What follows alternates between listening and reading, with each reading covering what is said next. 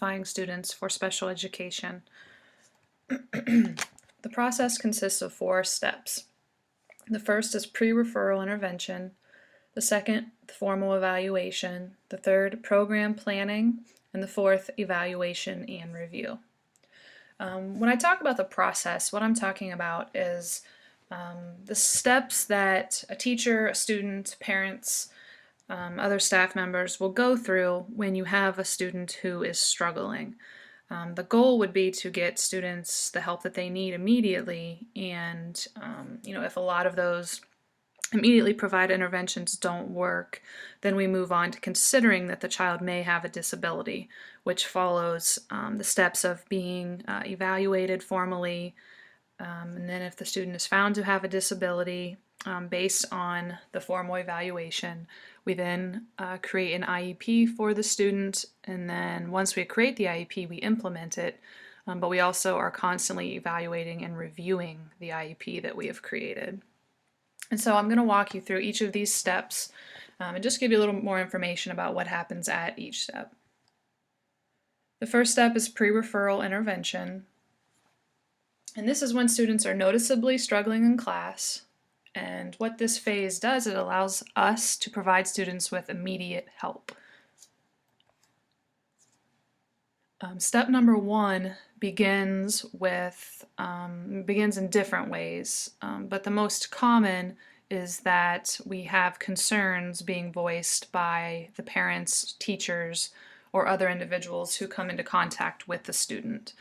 So most often, the teacher may suspect, just by being in class with a student and seeing the student's work and the student's progress in class, they may just have some concerns that something is going on, and usually that's communicated to the parents in some way. And so a lot of times you'll have parents and teachers being somewhat on the same page with noticing that something isn't going as it should. Sometimes students are identified through screening, and that's typically done in kindergarten, the kindergarten screenings, and at that point it's often discovered that there are some concerns as early as kindergarten, and it's voiced that we may want to keep an eye on the student. And also we talked about it in last week's lecture a little bit, and the movement towards continuous assessment in general education, meaning students are constantly being assessed in different ways through possibly Ames Web, different curriculum-based measures. And even in general education, if we're constantly monitoring students, then we can more easily become aware if a problem arises. So this process of moving a student towards getting some extra help can begin with concerns from parents or teachers, screening, or identified through continuous assessment in the general education classroom. In this stage, we had said that one thing that's great about pre-referral intervention is that it offers students immediate help. Because the process of moving to getting a child an IEP is a somewhat lengthy process, and you'll see that as we go. So what we want to do is make sure that the students that are struggling get the help they need right away, regardless of whether or not we will find out they have a disability. So the 2 common approaches right now in schools are what are called intervention assistance teams, or the IAT team. Different schools call it different things. This is what it was called for most of the schools I've been in. There's this, I think Alliance City Schools calls it a PLT team, and I have to be honest, I'm not really sure what that stands for. But it's basically, regardless of what they call it, it serves the same purpose. And then I'm not sure, hopefully you guys have heard a little bit about response to intervention. I'm not sure what classes you all have taken up to this point. Everyone seems to be kind of, and taking different classes at different times, so I'm not sure if you've heard of this, but it's probably one of the, other than worrying about testing, RTI is probably one of the biggest things that are in schools today, and it's often called RTI. So a lot of schools are using both of these together. Some schools may just have an IAT team, but more often schools are having some sort of RTI process, and often they're used together at the same time. This is a really cheesy picture just to kind of illustrate the team, what an IAT team is made up of. One thing, as you look through these individuals, these very happy individuals, you'll notice there is no special education teacher. And at the heart of the IAT is that it's not a special education service. This is only for students with that are in general education that do not have a documented disability yet. And typically the special educator is not supposed to be involved. However, with the expertise that special educators have related to interventions, explicit instruction, direct instruction, a lot of times special educators are becoming more a part of these teams, although it's very important to note that this is not special education. It's only general education intervention. And you'll see a guidance counselor, school psychologist, and an administrator, and then you'll see general educators that will be a part of the team. So typically what happens is it depends on the school, but sometimes they meet weekly, sometimes they meet monthly. But what they do is they get together, they have a list of students that have been brought to their attention by teachers, parents, and they go through each student and determine what type of instruction is used in the classroom. So what does the teacher do to teach certain concepts? What is the student currently struggling with? What has the teacher already tried? And then they brainstorm ideas for what to try next. So based on all of this, the previous information, what can we do? What suggestions can we give the classroom teacher to try to help the child further? And then what also must be determined is how they will decide if the student has progressed. So it's not enough just to say, hey, try this. We must decide, how are we going to know if this worked or not? So for example, let's say we have Stu, and Stu is the current topic of discussion at the IAT. Stu is struggling with math, and the reason why we know that is because the teacher has provided data to show us that the student is struggling in some way. So maybe a graph. The current topic in class is mixed numbers. Currently, the teacher is using a model lead test format, which is explicit instruction.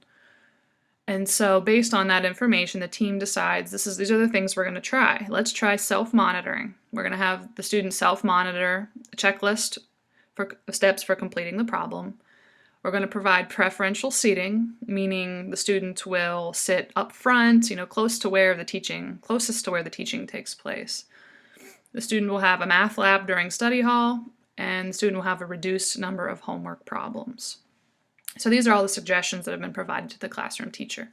The team then decides what we're going to do is we're going to meet back here in 2 weeks, take a look at Stu's homework grades and his in-class exit slip grades. And based on that information, we're going to be able to tell, did our suggestions work? So is the student catching up and able to function a little bit better now? Or does a problem still exist? And what can happen from this point is maybe they have a few more ideas of what to try, and they go back and try those again. Or the student can then move on to the next step. So remember, there are two common approaches to pre-referral intervention. The first is the IAT, the second, RTI. RTI is a tiered approach to basically to altering instruction and to providing kids more intense needs. It's very formal, and there's a very clear systematic process to it.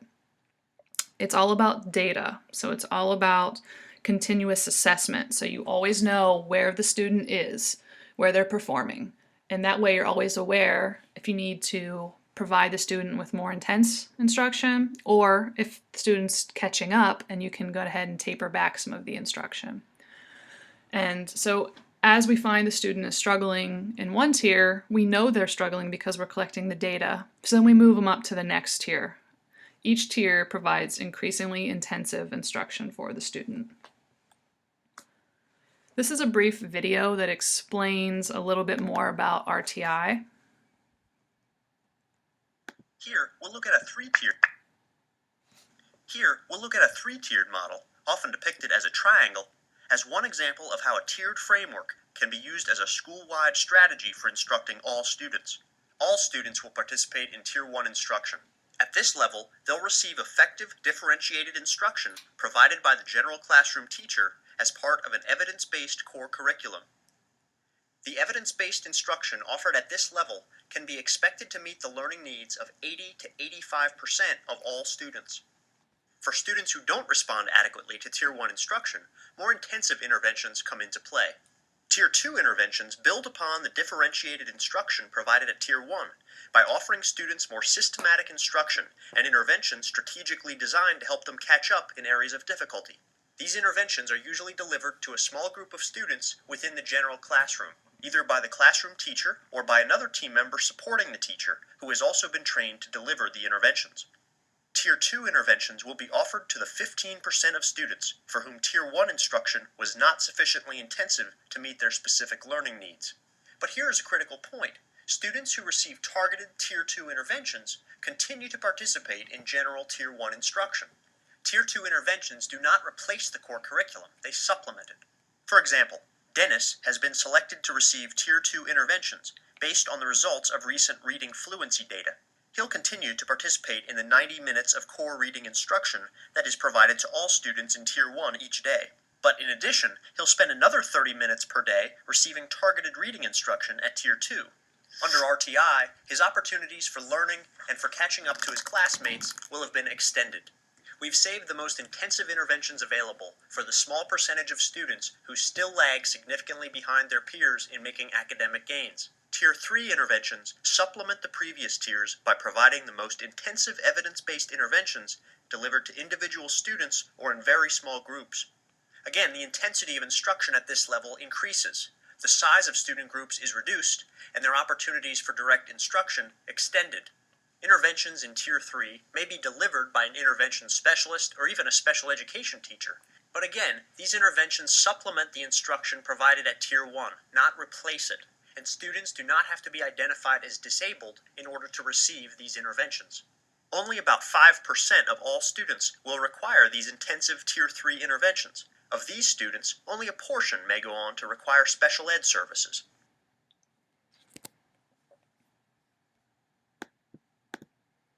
So I think that video does a very good job of just explaining the basics of RTI.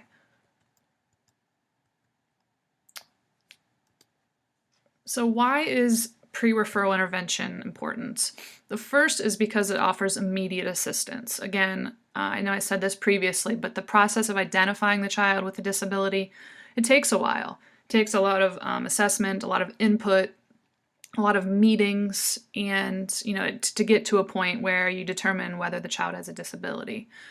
And so what this does is, before we have to waste a month, 2 months of identifying a child possibly with a disability, we can make sure they get immediate assistance.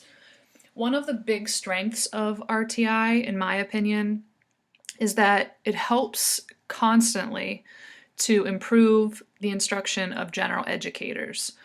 One of the things that at Tier 1, they had talked about how evidence-based practices are used. Also, the teaching is very much differentiated to meet the needs of all learners. And basically what we find at Tier 1 is that Tier 1 is just a good teaching. So it's a way of ensuring that everyone is using good teaching practices. All general educators are. And when we do that, when we ensure that everyone is using good teaching, then we know that it's not, and the student continues to struggle, we know that it's not just poor teaching that got in the way. And so that's what we found much earlier, in earlier times when we first started to look at disabilities. We were automatically saying, okay, this kid's struggling, he or she must have a disability. But a lot of times what happened was the teaching just wasn't very good. So the student was struggling because the instruction wasn't of high quality. And so this reduces the identification of children with disabilities by making sure that the deficit isn't due to poor teaching, that a disability is actually present. And so going along with that is that RTI and pre-referral intervention in general strengthens teachers' capacity. And when it's put in a reference of this is a process that everyone goes through, teachers are much more open to getting feedback and to using some constructive criticism in some ways, and just to improving their teaching practices. So pre-referral intervention is very important. In pre-referral intervention, general educators are responsible for continuous assessment and tracking student progress. They serve on RTI and IAT teams. They provide evidence-based and differentiated instruction within the classroom. The intervention specialist could possibly serve on these IAT, RTI teams. They often are the ones who are delivering the more intensive evidence-based intervention in Tier 2 and Tier 3. Some schools, I believe it's North Royalton, has a very, very good RTI model. And so they actually have teachers that are called RTI teachers who are responsible for providing the students with the extra intensive instruction in Tier 2 and Tier 3. But most schools don't have a budget for that, so the special educator or the intervention specialist will be the one who is providing the small group or one-on-one Tier 2 and Tier 3 instruction. And as an intervention specialist, you will always be asked, or maybe not asked, maybe you're going to have to be a little more assertive and offer your expertise. You will all be receiving more instruction on proper interventions and how to teach instead of just the content. And a lot of general educators do not get that. So that is definitely your expertise that you can offer in this whole process. So if the RTI team or the IAT, if everything they try, the student is still struggling, we then move on to the next process. And the next process is what's called the formal evaluation. There's some just basic data. 90% of referrals are evaluated, and 73% of students who make it to Step 2 become eligible for special education services. The formal evaluation is where non-discriminatory multi-factored evaluation, or the ETR, are formed. It used to be called the MFE, multi-factored evaluation, so in schools you may still hear teachers using that term, but you should know ETR. ETR is the current term, the evaluation team report. So this ETR is multi-factored, meaning it's based on more than one test or person's evaluation. The key is that it's non-discriminatory, and this can kind of get into a whole other topic about how a lot of these tests are culturally biased. And so one of the things you want to do is when you're using multi-factored assessments, making sure those assessments are as non-discriminatory as possible. The ETR is made up of the school psychologist. The school psychologist generally is the one who takes the lead with the ETR. They are the ones who will conduct the formal assessments, so one-on-one with the student will put them through a battery of tests. They will also be the ones who, I remember as an intervention specialist in my mailbox, I would always have forms that say, this student's being evaluated, can you please report the grades, the attendance, any observations of this student. And so that's the school psychologist that's in charge of getting that started, so soliciting input from the teachers of the struggling student. Always a general educator. The general educator is great because, and this is the same for the IEP process, the general educator is just letting us know, where, as far as the current content standards or the Common Core, where general education lies, so that we have that comparison with the student. A related services professional, an OT, a PT, an occupational therapist, physical therapist, speech therapist, a guidance counselor, and an administrator.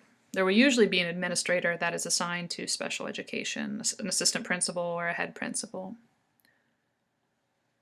So all of this data is collected. So observations from teachers related to the student grades, any other evaluations that are done with the students, as well as the formal like IQ type testing, achievement testing, any of those sorts of things. Everything is collected, and the team sits down and looks at all of this information and then must decide, based on all of this information that's in front of us, do we believe that the student has a disability?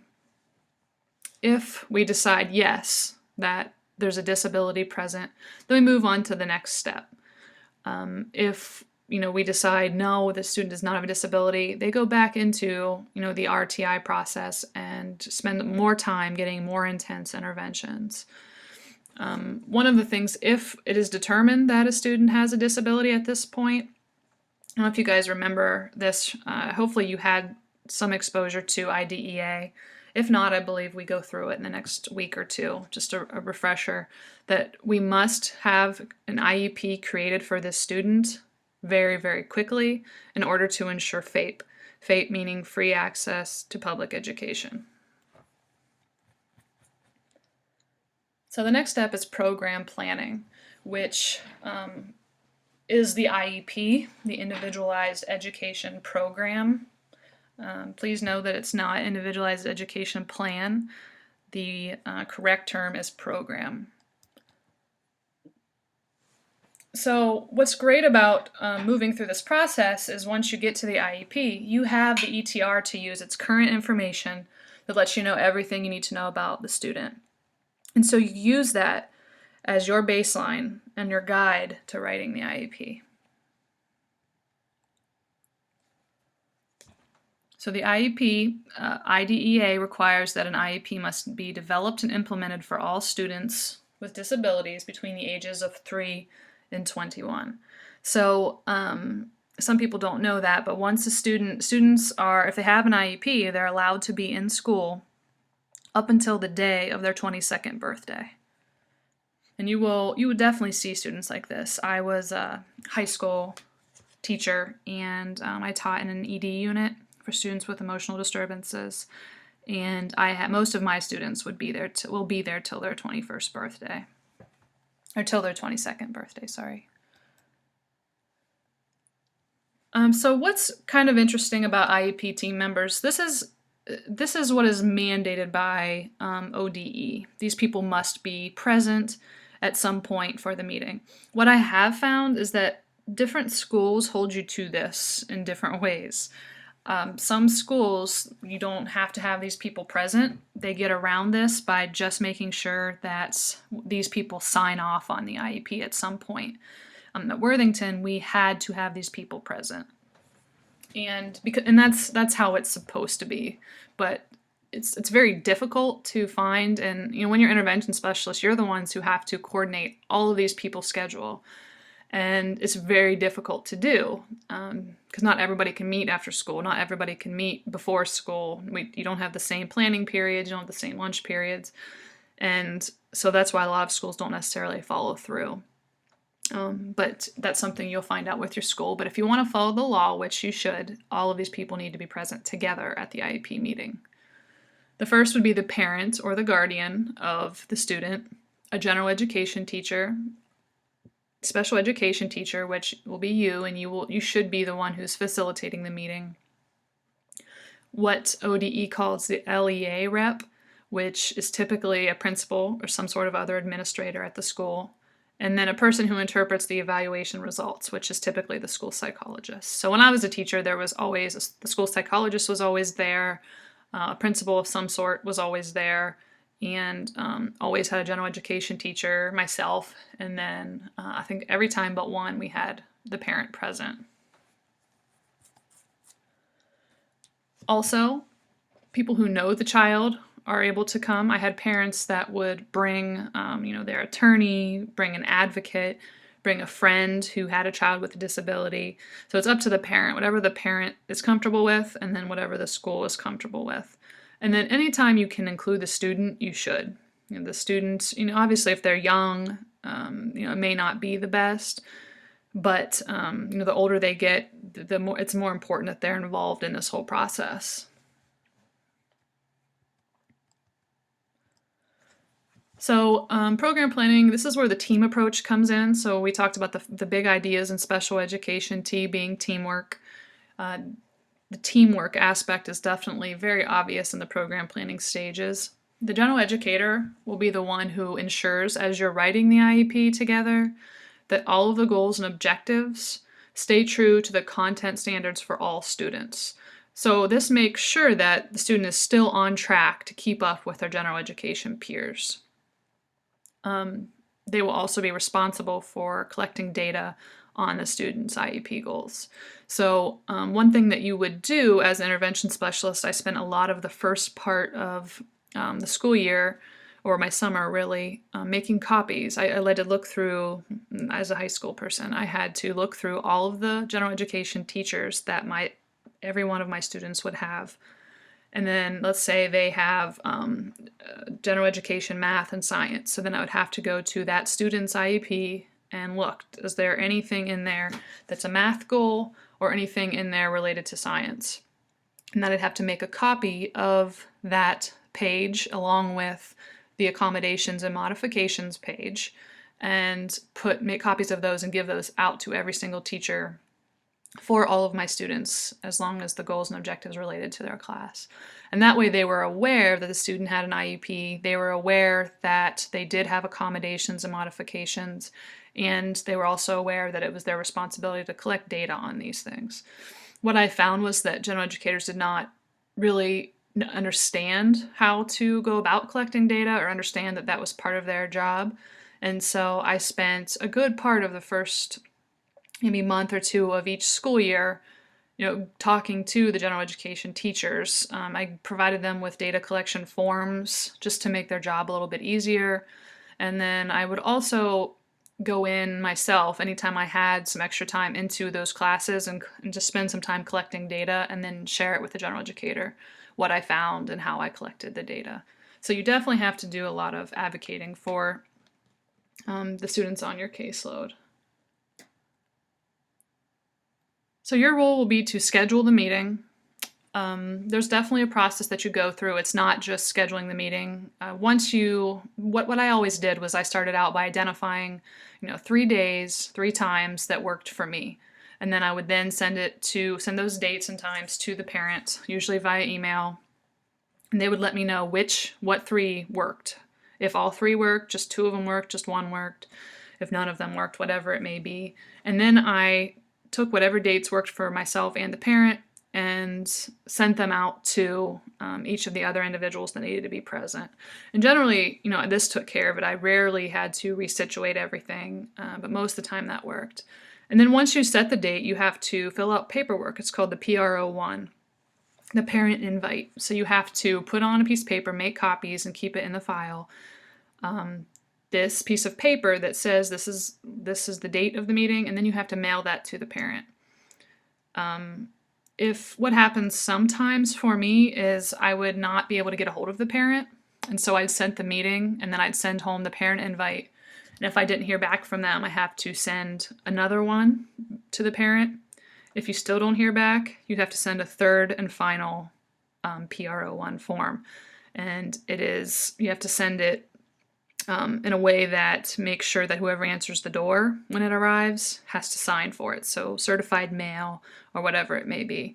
And then that's returned to you. So you have documented, I sent home 3 different times. I've sent home invites, and this 3rd time someone signed for it. So I know it was received. And once you have guaranteed you've gone through those 3, and if the parents, still don't make contact with you, then you're allowed to hold the IEP meeting without the parent being present. You are also the number 1 person responsible for collecting data on each of the IEP goals and objectives. You will be the one who, before every meeting, is writing a rough draft of the IEP, and then you take this rough draft in, and then you go over it with everybody on the team and make edits and adjustments as needed. And you will also be the one directing the IEP meeting. You'll be the one who is introducing everyone. If you can have everyone introduce themselves, though, or you can have the student introduce everybody. And then you're the one who kind of keeps everything on track and keeps everything moving. And then after the meeting, you'll be the one who will make all of the final edits. Then you have to make copies. You make copies of the IEP, again, to send out to every general educator that the student has. You'll have to send one home with the parents, put one in the CUME file that's always kept in the school psychologist or the office, and then keep one for yourself. So you also have to make sure that the IEP is being implemented. And you do that by advocating, by talking to all of the teachers that come into contact with the student, making the copies of the IEP for every teacher, making sure data is being continuously taken, follow through with any other elements on the IEP. And I know you guys will get into an IEP more if you haven't already, so you'll find out more about what those other elements are that you'll be responsible for. And then you need to complete appropriate paperwork for the IEP meeting documentation. So after the meeting, there are, at least when I was there were 3 or 4 forms you have to complete that just to document everything with the IEP and usually send it to a central office. All right, and then the final step after you have created the IEP, it's not enough just to hand out the IEP to everybody and say let's go do this. You are continuously measuring the progress of the students towards meeting the goals that you guys decided on. The IEP itself, from the day that it's implemented, and you'll have to write on the IEP the implementation date, the date it goes into effect, which sometimes is the day of your IEP meeting, if the student will still be in classes that day, but if it's at the end of the day, then it's usually the very next day that it'll start. It expires exactly 1 year from that implementation, from the start date, meaning it's not current, and which is against the law. And so every year you have to write a new IEP. Usually they're called quarterly reports, but the idea is that you have to send home data or these quarterly reports every time the other students in the school receive report cards or progress reports, which is generally done 4 times a year too. But you're held to sending home progress reports, so reports on how students are progressing towards each of their IEP goals and objectives. So you're sending those home at least 4 times a year, depending on what's agreeable with the parents and what the school typically does. And these are things that you should check with once you have your first teaching position, that you should check with. Usually schools have a mentor for you, but check with whoever you work with, other intervention specialists, and take a look at their process of progress reports. We would, when I was a teacher, we would just print off every single student's goal, every goal page for every student, and then we would pencil in the final data collection. We'd condense all of our data and then put, at this point, the student's at 50% for this goal, for this objective, 70% for this objective, whatever it may be. And so you must make sure you have collected data enough times that you have, factual data that you can put on these quarterly reports. And that's just something that, a lot of this whole special education, all of the paperwork and the practices related to special education, there's the way that the law mandates that you do it. However, it's not always extremely clear on exactly how you should be doing this. And so that's something you always want to check with the people that you work with, just to see how they approach it and what's accepted at each school. And so quarterly reports is definitely something you want to check with your coworkers on. So the IEP is reviewed every year it expires, but the ETR, which is the big evaluative team report, the big document that's full of all of the test scores, all of the achievement scores, any IQ scores, all of the data on student grades from all their teachers and observations, so that huge packet, that is done every 3 years. So generally you'll hear the school psychologist say that a student's up for re-eval. And that lets every 3rd year, the student will be again, all of this information will be collected and the team will meet to decide if a disability is still present. So know that the IEP is every year, the ETR is every 3 years.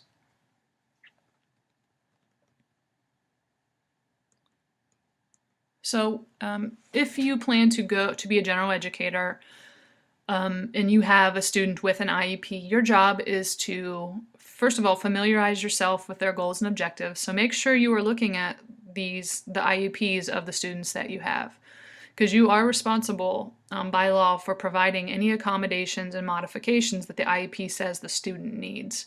And it's important to look at this stuff ahead of time. And then generally every student will have an intervention specialist that they're on their caseload. Go to the intervention specialist and ask them, what you can do or any suggestions that you may have or that they may have. Just make sure you're always open to communicating with intervention specialists. I think a lot of times general educators can feel threatened and unsure because general education, when you go, I mean, I know that some of you are in general education programs. When you're in these programs, you don't necessarily get a lot of instruction on what to do with students with disabilities. And so it's okay to go ahead and go to the intervention specialist and say, I don't know. This isn't my area. Tell me what you know. It's just important to be open with the intervention specialist because they always want to help out in any way. Don't forget that you would be, as a general educator, you would be responsible for implementing the IEP too. It's not just for special education classes. The intervention specialist will provide copies of the IEP to general education teachers. I feel like I've said that 10 times. You will be soliciting input and data from the general educators.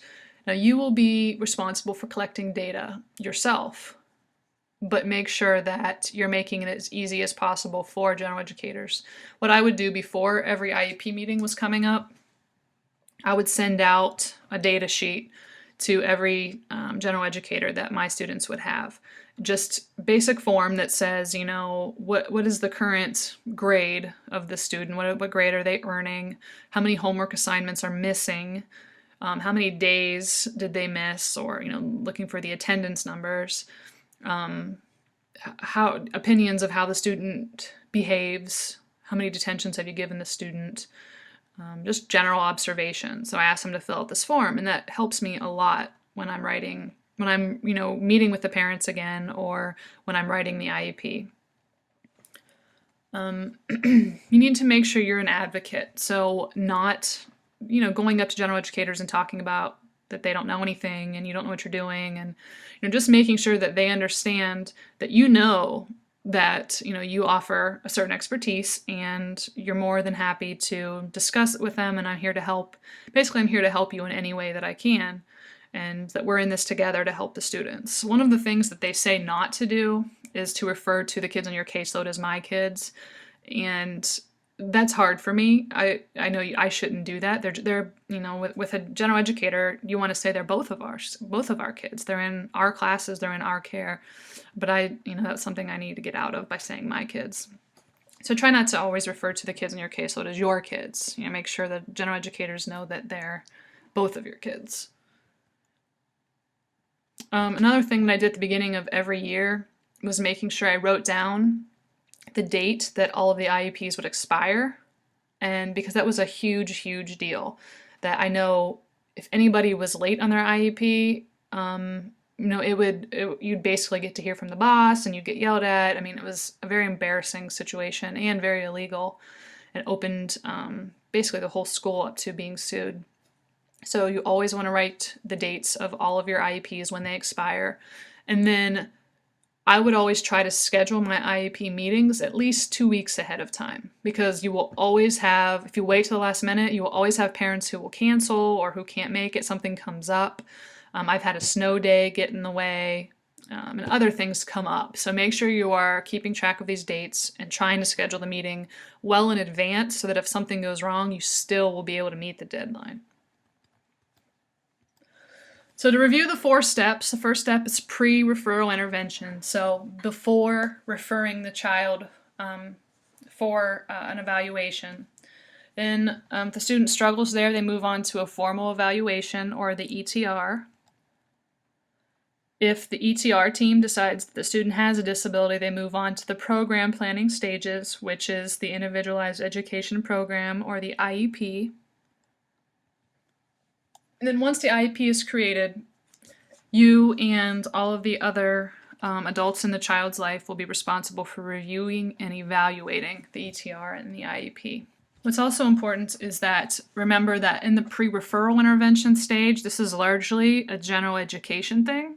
On the pre-referral intervention, teams are typically an administrator, general educators, guidance counselors, and the school psychologist. When you move to the formal evaluation stage, everyone is involved with providing data and information on the student's current progress, but the school psychologist is the #1 person responsible in the ETR phase. In the IEP phase, again, very team driven, team oriented, but the intervention specialist is the one who leads the team. With review and evaluation, everybody's responsible, but as the intervention specialist, you are the one who is going to take the lead on collecting data based on IEP goals and objectives, and then you will be the one who is responsible for making sure the IEP does not expire and running the IEP meetings. And then in the ETR phase, again, the school psychologist will be the one who keeps track of when the ETR expires every 3 years, and they will be the ones initiating the ETR process every 3 years. All right, guys, for this week, make sure you are studying this particular PowerPoint and taking the quiz before next Sunday. You also have what is called Prompt 1. So make sure you complete Prompt 1 and upload it to the assignment folder that is under the Week 2 folder on Blackboard. If you have any questions, definitely email me. I also want to apologize for last week's quiz. Definitely a Blackboard issue came up. Some people were missing a question on their quiz, some people were not. I went into the quiz and took it myself just to see if there would be a question missing. I did that 3 different times, and I had all of the questions each time. And then I noticed when I was grading the quizzes, some people had, a comment that said there's no question here, and then some people had all of the questions. So I'm just going to chalk it up to a Blackboard issue, and let's hope it doesn't happen next week. But if it does, feel free to shoot me an email and let me know. What you could also do is, if there's a box but no question, just write in the box, there was no question here. And that'll at least let me know, so you don't have to send me all of the emails. But I'm gonna, do my best to, check it and recheck it, and if there's an issue, I will contact our IT people and get it taken care of. So I apologize for that issue, but I assure you I tried my best to fix it, but I just think it was a Blackboard issue. All right, well, good luck on the quiz and good luck on Prompt 1.